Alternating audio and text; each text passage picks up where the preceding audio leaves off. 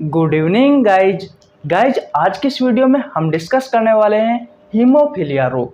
Guys haemophilia एक आनुवांशिक रोग है। आइए समझते हैं हीमोफीलिया रोग होता क्या है। गाइज सबसे पहले मैं आपको बता दूं, हम पढ़ रहे थे आनुवांशिक रोग। आनुवांशिक रोग दोस्तों वह रोग होते हैं जो दोस्तों में जन्म के साथ मिले। दोस्तों ये आनुवांशिक रोग एक पीढ़ी से दूसरी पीढ़ी तक चलते रहते हैं। गाइज इनका कोई इलाज नहीं होता, इन्हें सिर्फ दवाइयों की सहायता से कंट्रोल किया जा सकता है। गाइज अगर आपने कल की वीडियो नहीं देखी तो प्लीज आपको लिंक डिस्क्रिप्शन में मिल जाएगा, कल की वीडियो देख लेना। क्योंकि दोस्तों कल की वीडियो में हमने डिस्कस किया था कलर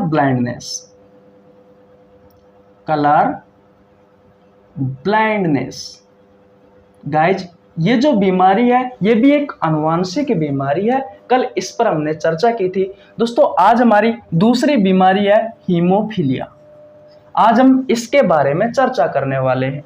गाइज सबसे पहले आपको ये पता होना जरूरी है कि भैया हीमोफीलिया जो रोग है, इस रोग को दोस्तों शाही रोग या फिर दोस्तों रॉयल डिसीज भी कहा जाता है।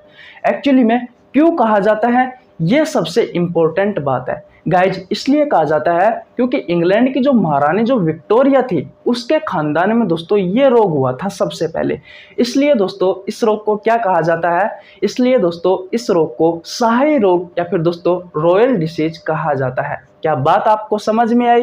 दोस्तों मैं एक बार और बता देता हूं, दोस्तों हीमोफीलिया रोग सबसे पहले इंग्लैंड की महारानी विक्टोरिया के खानदान में हुआ था। इसलिए दोस्तों इस रोग को रॉयल डिसीज या फिर दोस्तों शाही रोग कहा जाता है।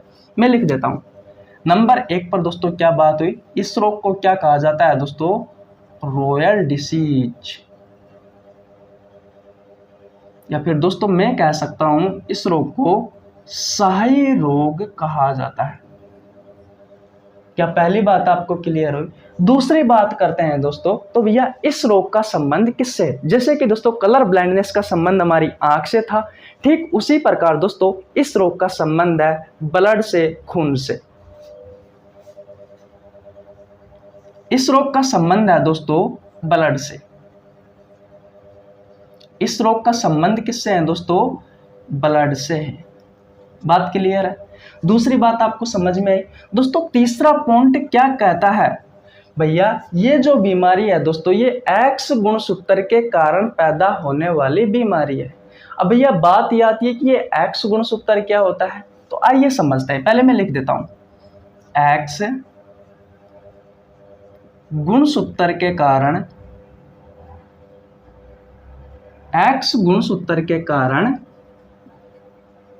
पैदा होने वाली बीमारी। ठीक है, देखिए दोस्तों एक सामान्य जो लड़का होता है, मैं दूसरे पेन से लिख देता हूं, एक सामान्य दोस्तों जो लड़का होता है उसका जो गुणसूत्र होता है वो होता है दोस्तों 44 प्लस XY। एक सामान्य जो लड़की होती है दोस्तों इसका गुणसूत्र होता है 44 प्लस XX। दोस्तों ये जो बीमारी है ये बीमारी आपको एक्स गुणसूत्र के कारण पैदा होने वाली बीमारी है। जैसे कि दोस्तों हमने कलर ब्लाइंडनेस में देखा कि हमारी आंख का जो एक्स गुणसूत्र है उसमें प्रॉब्लम के कारण दोस्तों हमें कलर ब्लाइंडनेस हुआ था। ठीक उसी प्रकार दोस्तों ये जो हीमोफीलिया जो बीमारी है ये एक्स गुणसूत्र यानी किसके एक्स गुणसूत्र के कारण पैदा होने वाली बीमारी है, तो दोस्तों हमारी जो ब्लड कोशिका है, जो हमारा ब्लड है, इस ब्लड की जो सेल है उसके दोस्तों एक्स गुणसूत्र के कारण पैदा होने वाली बीमारी है। बात क्लियर है? दोस्तों सेल कितनी होती है उसके बारे में भी जानेंगे, उससे पहले दोस्तों हम कुछ बातें जान लेते हैं। देखिए दोस्तों आपके जो क्रोमोसोम होते हैं, आपका जो गुणसूत्र होता है दोस्तों वो दो प्रकार का होता है। एक होता है दोस्तों एलोसोम और एक होता है दोस्तों ऑटोसोम। दोस्तों ऑटोसोम ऐसे गुणसूत्र होते हैं जो दोस्तों लड़के व लड़कियों में समान होते हैं। जैसे कि दोस्तों ये वाले जो गुणसूत्र है दोस्तों ये भैया लड़के व लड़की में समान है, तो भैया ये गुणसूत्र होंगे आपके ऑटोसोम्स। बात क्लियर है? और दोस्तों ये वाले जो गुणसूत्र है दोस्तों ये भैया लड़के व लड़कियों में अलग अलग होते हैं। इसलिए दोस्तों इन गुणसूत्रों को नाम दिया गया है एलोसोम। बात क्लियर है दोस्तों। इन गुणसूत्रों को ही लिंग निर्धारक गुणसूत्र कहा जाता है। अगर आपको डिटेल में समझना है दोस्तों तो आपको नीचे लिंक डिस्क्रिप्शन में मिल जाएगा। आप अनुवांशिक रोग की पहली वीडियो देख लेना, उसमें मैंने आपको बहुत डिटेल से बताया है। ये बात क्लियर है। अब आते हैं दोस्तों हमारे तीसरे पॉइंट पर, एक्स गुणसूत्र के कारण पैदा होने वाली बीमारी। जी हाँ दोस्तों, एक्स गुणसूत्र के कारण पैदा होने वाली बीमारी है भैया आपकी हीमोफीलिया। दोस्तों किसके एक्स गुणसूत्र में प्रॉब्लम है? भैया ब्लड की जो कोशिका है उसके एक्स गुणसूत्र में प्रॉब्लम है। अब देखिए भैया, आपकी ब्लड की 3 कोशिका होती है। कौन कौन सी होती है? देखिए मैं आपको बता देता हूं। एक होती है दोस्तों आरबीसी, जिसे आप लाल रक्त कणिकाएं कहते हैं, रेड ब्लड सेल्स या फिर लाल रक्त कोशिकाएं। दूसरी होती है दोस्तों डब्ल्यूबीसी, और तीसरी कौन सी होती है दोस्तों?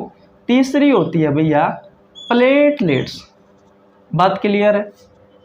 पहली कौन सी होती है दोस्तों? पहली होती है आरबीसी, दूसरी होती है डब्ल्यूबीसी, तीसरी होती है प्लेटलेट्स। दोस्तों ये जो बीमारी होती है हीमोफीलिया, ये भैया इस प्लेटलेट्स के एक्स गुणसूत्र में प्रॉब्लम के कारण दोस्तों ये बीमारी आपको होती है। अब आपको पता है दोस्तों प्लेटलेट्स का कार्य क्या होता है? तो दोस्तों प्लेटलेट्स का कार्य होता है रक्त का थक्का जमाना, रक्त का थक्का जमाना। अगर दोस्तों इसके ही एक्स गुणसूत्र में, प्लेटलेट्स के ही एक्स गुणसूत्र में अगर प्रॉब्लम हो जाती है तो भैया आपका रक्त का थक्का नहीं जमेगा। मान लीजिए आप कहीं पर गए, भगवान चाहे ऐसा ना हो, लेकिन मान लीजिए एक्सीडेंट हो गया छोटा मोटा, आपके हाथ से या पैर से ब्लड निकलने लग गया, ब्लड निकलने लग गया तो दोस्तों इस रोग में होता क्या है, आपका जो रक्त है वो दोस्तों रुकता नहीं है, बहते हुए रहता है लगातार। जैसे वैसे के लिए नॉर्मल आदमी होता है दोस्तों, उसमें क्या होता है थोड़ी देर रक्त निकलने के बाद में अपने आप बंद हो जाता है। लेकिन दोस्तों इस रोग में ऐसा नहीं होता, रक्त का थक्का नहीं जमता। अगर दोस्तों रक्त का थक्का नहीं जमेगा तो दोस्तों लगातार शरीर से, हमारी बॉडी से लगातार ब्लड दोस्तों बहता रहता है। अगर ब्लड बहेगा तो हमारे शरीर में दोस्तों खून की कमी होगी। खून की कमी को दोस्तों क्या कहा जाता है? एनीमिया कहा जाता है। दोस्तों फाइनली जाकर आपकी मृत्यु भी हो सकती है अगर आपके शरीर में 3 से 4 लीटर की कमी हो गई तो। इसलिए दोस्तों ये बहुत खतरनाक बीमारी है।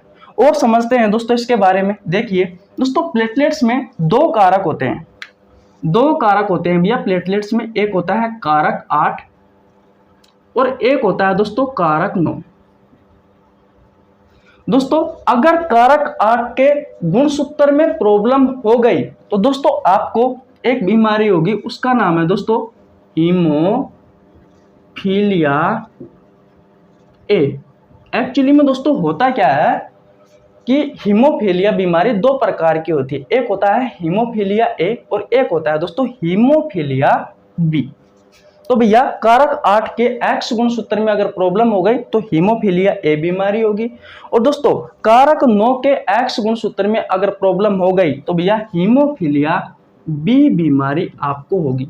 दोनों में ही क्या होता है दोस्तों? रक्त का थक्का नहीं जमता है। बात क्लियर है? तो दोस्तों आशा करता हूं ये सारी बातें आपको बहुत अच्छे से समझ में आ गई होगी। एक बार और रिवीजन करवा देता हूं।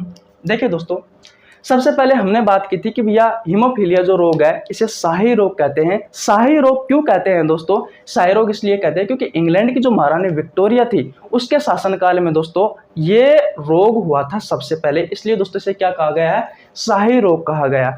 दोस्तों इस बीमारी का संबंध किससे है? इस बीमारी का संबंध है दोस्तों ब्लड से। दोस्तों ये जो बीमारी है एक्स गुणसूत्र के कारण पैदा होने वाली एक बीमारी है। दोस्तों आपका जो ब्लड है उसकी सेल के एक्स गुणसूत्र के कारण पैदा होने वाली एक बीमारी है। दोस्तों आपके ब्लड में 3 सेल होती है, आरबीसी, डब्ल्यूबीसी, प्लेटलेट्स। दोस्तों ये बीमारी मुख्यतः तब होती है जब आपके प्लेटलेट्स के एक्स गुणसूत्र में प्रॉब्लम हो जाती है तब। दोस्तों प्लेटलेट्स का मुख्य कार्य क्या है? प्लेटलेट्स का मुख्य कार्य है दोस्तों रक्त का थक्का जमाना। अगर आप कहीं पर जा रहे हो, आपको चोट लग गई, तो दोस्तों चोट लगने के बाद आपके शरीर से खून बहेगा, तो दोस्तों उस खून को बंद करने का कार्य कौन करता है? प्लेटलेट्स करता है। यही दोस्तों इसका मुख्य कार्य है। अगर दोस्तों इसी में ही प्रॉब्लम हो जाएगी आपको, इसी प्लेटलेट्स में, तो फिर होता क्या है दोस्तों? फिर दोस्तों कुछ नहीं होता, आपके शरीर से लगातार खून बहता रहता है, आपकी बॉडी से आपके शरीर में खून की कमी हो जाएगी। अगर 3 से 4 लीटर खून निकल गया तो आपकी मृत्यु भी हो सकती है। दोस्तों प्लेटलेट्स के 2 कारक होते हैं, दोनों का कार्य होता है दोस्तों रक्त का थक्का जमाना। एक तो है दोस्तों कारक 8 और एक है कारक 9। अगर कारक 8 में प्रॉब्लम हो गई तो दोस्तों हीमोफीलिया ए बीमारी हो जाएगी। क्योंकि हीमोफीलिया जो बीमारी है दोस्तों 2 प्रकार की होती है, हीमोफीलिया ए और हीमोफीलिया बी। अगर कारक 9 में प्रॉब्लम हो गई, अगर कारक 9 के एक्स गुणसूत्र में प्रॉब्लम हो गई दोस्तों, तो आपको बीमारी हो जाएगी हीमोफीलिया बी। आशा करता हूं दोस्तों ये रोग आपको बहुत अच्छे से समझ में आ गया होगा। स्क्रीनशॉट नहीं लिया है दोस्तों तो स्क्रीनशॉट ले लीजिए। अब आप बात कर लेते हैं दोस्तों कि भैया किस प्रकार के क्वेश्चन आपसे एग्जाम में पूछे जाते हैं। तो भैया पहला क्वेश्चन आपसे पूछा जा सकता है कि निम्न में से किस रोग को शाही रोग कहा जाता है। बात क्लियर है। 3-4 दोस्तों आपको बीमारी दे देगा, फिर उसमें से पूछ लेगा कि भैया निम्न में से कौन सा एक आनुवांशिक रोग है। बात क्लियर है। इस प्रकार के दोस्तों बहुत सारे क्वेश्चन आपकी प्रतियोगी परीक्षाओं में पूछे जाते हैं। यह वीडियो दोस्तों सिर्फ प्रतियोगी परीक्षाओं के लिए उपयोगी है। तो दोस्तों मिलते हैं किसी नेक्स्ट वीडियो में, तब तक के लिए जय हिंद जय भारत। दोस्तों वीडियो एंड करने से पहले मैं आपसे रिक्वेस्ट करता हूं, अगर आपको हमारी वीडियो अच्छी लग रही हो तो वीडियो को लाइक कर देना, आपके छोटे भाई के लिए एक प्यारा सा कमेंट कर देना, चैनल पर नया तो चैनल को सब्सक्राइब कर लेना, बेल आइकन को प्रेस कर लेना, जिससे आपके पास हमारे वीडियो का नोटिफिकेशन टाइम टू टाइम पहुंच सके। मिलते हैं दोस्तों किसी नेक्स्ट वीडियो में, तब तक के लिए जय हिंद जय भारत।